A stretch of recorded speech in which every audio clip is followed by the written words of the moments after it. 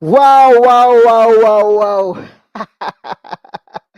Ini saya sedang linglung dan syok berat ya. Ternyata atau ya tahukah Anda sobat waras, ternyata anjing itu diciptakan dari ludahnya iblis. Ya ya ya. Iya, kenapa saya tertawa, saya lucu aja gitu, lucu ya. Ternyata ludahnya iblis itu ya, dari ludahnya iblis itulah Allah SWT menciptakan seekor anjing. Nah, itulah kenapa anjing itu jadi haram ya. Aduh, okelah daripada saya belibet bagaimana lengkapnya tentang, penciptaan atau kisah ya, asal mula, anjing ya, menurut, Islam ya, dan ini ya untuk menambah wawasan kita aja ya, ya. Kita langsung aja simak, dan sebelumnya saya mohon untuk sobat waras like video ini dan, sebarkan ya, dan jangan lupa juga untuk subscribe ya.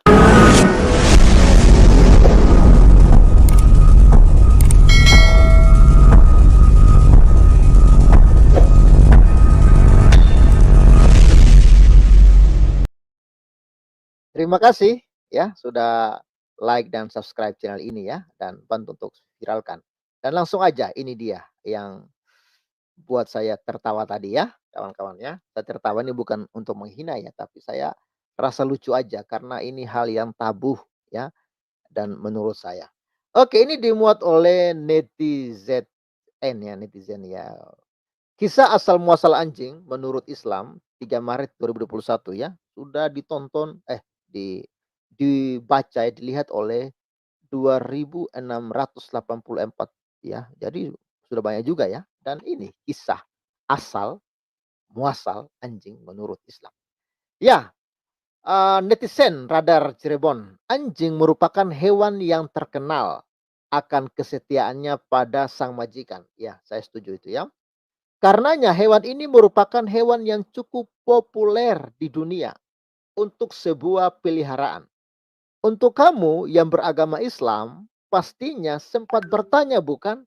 Kenapa anjing haram dalam Islam dan dapat setia kepada majikannya? Iya betul ya. Pernah nggak Anda bertanya, saudaraku yang muslim, kenapa sih anjing itu haram dan kenapa sih dia begitu setia kepada majikannya? Untuk menjawab pertanyaanmu kali ini, Citizen ya, Cirebon akan membahas mengenai kisah asal muasal anjing menurut Islam. Wow, ini menarik ini. Jangan sampai Anda, lewatkan ini ya. Oke, langsung aja. Awal mula, kisah berawal ketika Nabi Adam sedang dibuat dan pada saat itu Nabi Adam masih berupa seonggoh tanah yang belum ditiupkan rohnya oleh Allah. Ya, jadi ketika awal penciptaan Nabi Adam, ya anjing belum ada ya. Kalau di dalam Alkitab kan diceritakan bahwa manusia itu diciptakan paling terakhir ya. Setelah semua dunia ini telah siap, tumbuh-tumbuhan, hewan, ikan, burung di udara, intinya semua sudah siap, lalu terakhir manusia diciptakan. Nah, itu di dalam ya kalau kita mau apa ya, berkat rohaninya, eee, Tuhan ya tidak pernah menciptakan kita untuk menterlantarkan kita, tapi Dia sudah menyediakan berkatnya baru ya, menyediakan segala kebutuhan kita baru Dia ciptakan kita. Jadi Anda, ketika Anda diciptakan oleh Tuhan ya, ketika Anda hidup di dunia ini percayalah Tuhan telah menyediakan segala sesuatu untuk Anda. Ya tinggal tergantung Anda mau percaya kepada Tuhan atau tidak. Anda mau berjuang ya atau tidak, ya. Jadi jangan putus asa, tetap semangat karena Tuhan telah menyediakan segala berkat sebelum Anda ada di dunia ini. Oke. Saat itu, iblis yang masih di dalam surga mengetahui rencana Allah untuk menciptakan makhluk yang derajatnya lebih tinggi darinya. Wow. Jadi iblis ini mengintip-ngintip kali gitu ya. Dengan rasa dengki, iblis pun marah karena derajatnya disaingi oleh ciptaan Allah yang terbuat dari zat yang rendah yakni tanah. Ya. Seketika iblis pun mendekati makhluk tersebut Nabi Adam dan kemudian meludahinya. Tuih! Ya kira-kira begitu ya. ya, dan ludah tersebut jatuh ke arah perut Nabi. Ya, jangan-jangan yang di bagian pusat itu kali ya, nggak tahu juga ya. Jadi, saking kesalnya iblis ini, saya bilang, "Ini iblis ini bodoh juga ya, seharusnya jangan jangan diludahi, langsung kenapa enggak sih lu hancurin tanahnya gitu kan, ya kan, hancurin aja tanah itu, ngapain lu ludahin ya kan." Iblis ini kurang cerdas ini ya, ini perlu belajar dulu dia nih, harus waras ini. Oke. Dan ludah tersebut jatuh ke arah perut Nabi Adam, tepatnya di area pusar Nabi Adam. Wah, jadi di area pusar ya Nabi Adamnya, eee, ludah itu di apa, ludah iblis itu jatuh ya. Nah, melihat hal tersebut, Allah pun marah kepada iblis atas perlakuannya. Wow, Allah marah ini ya. Namun hanya marah sebagian ya. Namun hanya marah sebagian, bukanlah murka seperti ketika iblis yang tidak mau sujud kepada Nabi Adam itu. Oh ya, jadi marahnya, setengah-setengah begitu ya, jadi tidak murka ya, kira-kira begitu ya. Setelah itu iblis pun dikeluarkan dari surga. Wow, jadi iblis tinggalnya di surga ya. Kok bisa ya iblis tinggal di surga ya? Ya kawan-kawan terserahlah ya. Oke, dan tertahan di gerbang surga. Jadi dia dibuang, apa namanya, dikeluarkan dari surga, tapi tertahan di gerbang surga ya.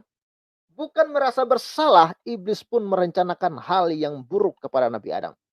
Ia pun berencana untuk merusak tubuh Nabi Adam dengan cara meminta bantuan kuda yang ada di surga. Jadi ceritanya, penciptaan Adam ini di surga ya kawan-kawan ya. Ya, penciptaan Adam ini ternyata di surga ya, bukan di bumi. Kalau di Alkitab kan ya Adam itu diciptakan di bumi ya. Ketika langit dan bumi sudah siap ya semuanya, lalu Adam diciptakan oleh, Yahweh Allah Israel itu ya. Tapi ini rupanya Adam diciptakan di surga ya. Karena ini loh, ia pun berencana ya untuk merusak tubuh Nabi Adam dengan cara meminta bantuan kuda yang ada di surga. Jadi, ya, namun untuk memasuki surga iblis pun tidak mampu karena tidak diperbolehkan oleh malaikat atas permintaan Allah. Ya, jadi rupanya kejadian ini di surga kawan-kawan, bukan di bumi ya. Kejadian penciptaan ini, manusia ini di surga ya. Nah, tidak habis akal, iblis pun merencanakan hal lain dengan meminta tolong kepada makhluk yang berada di pinggir surga.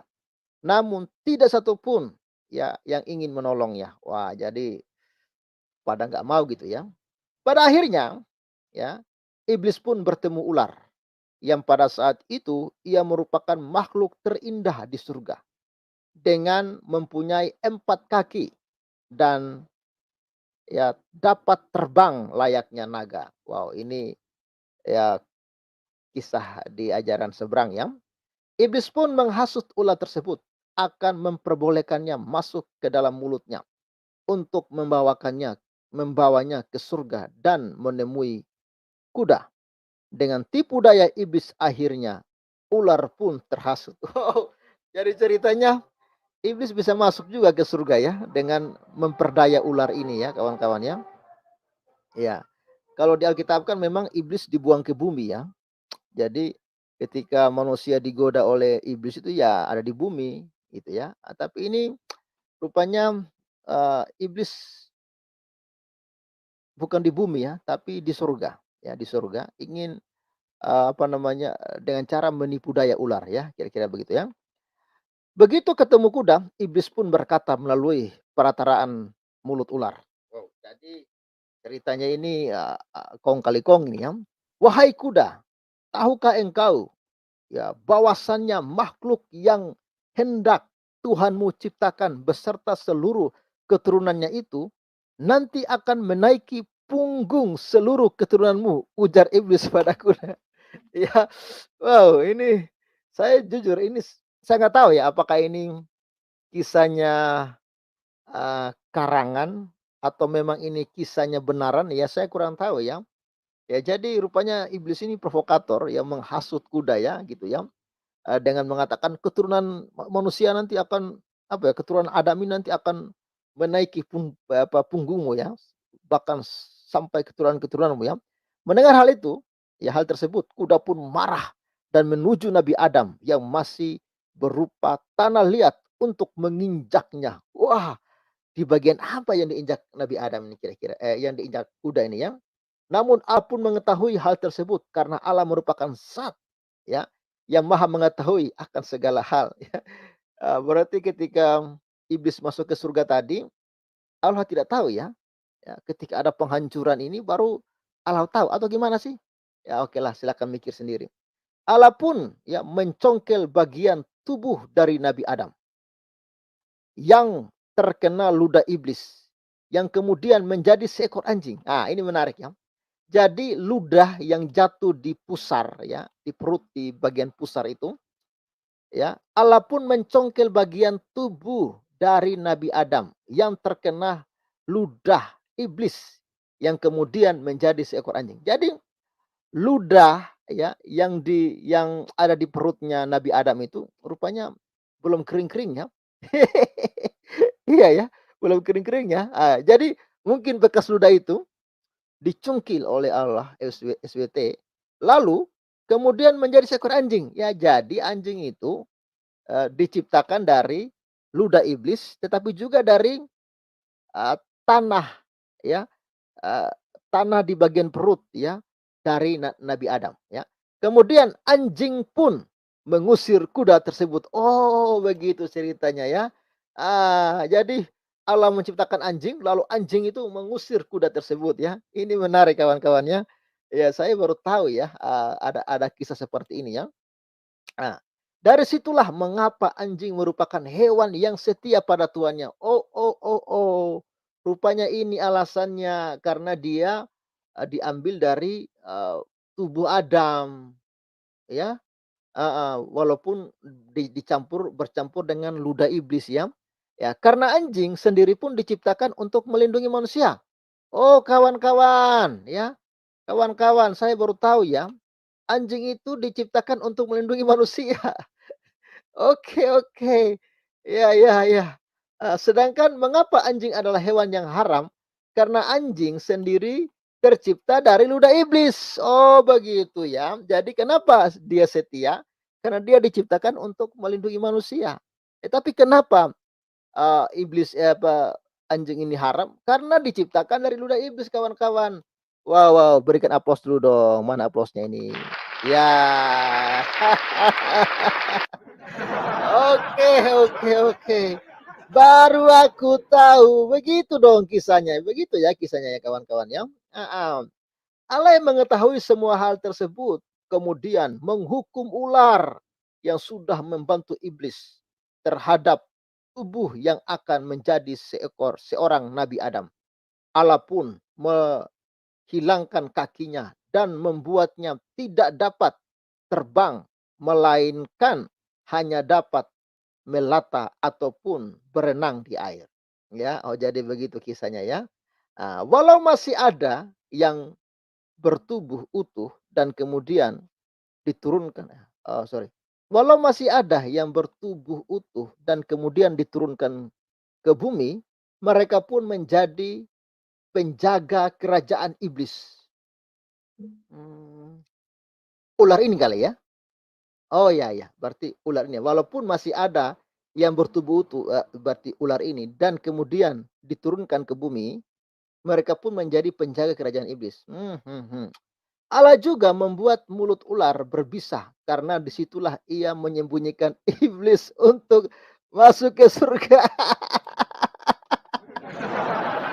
Aduh, ini saya jujur.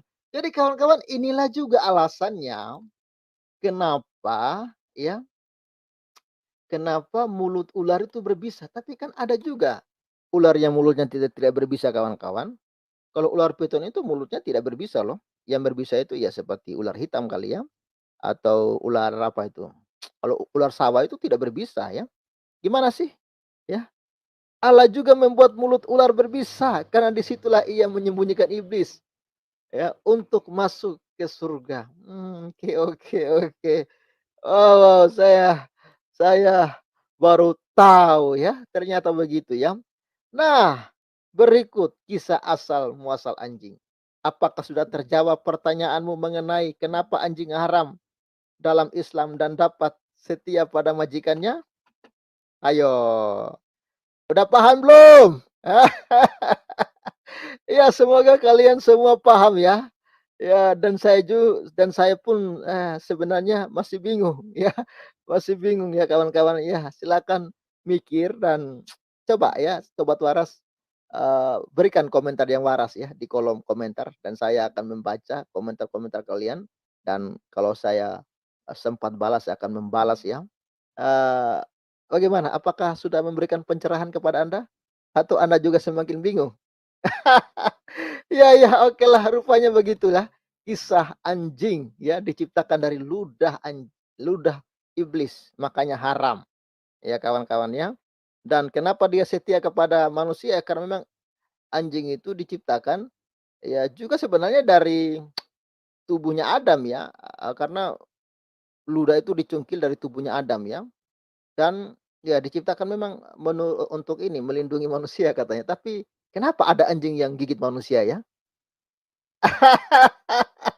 Oke, thank you, bantu viralkan ya. God bless you.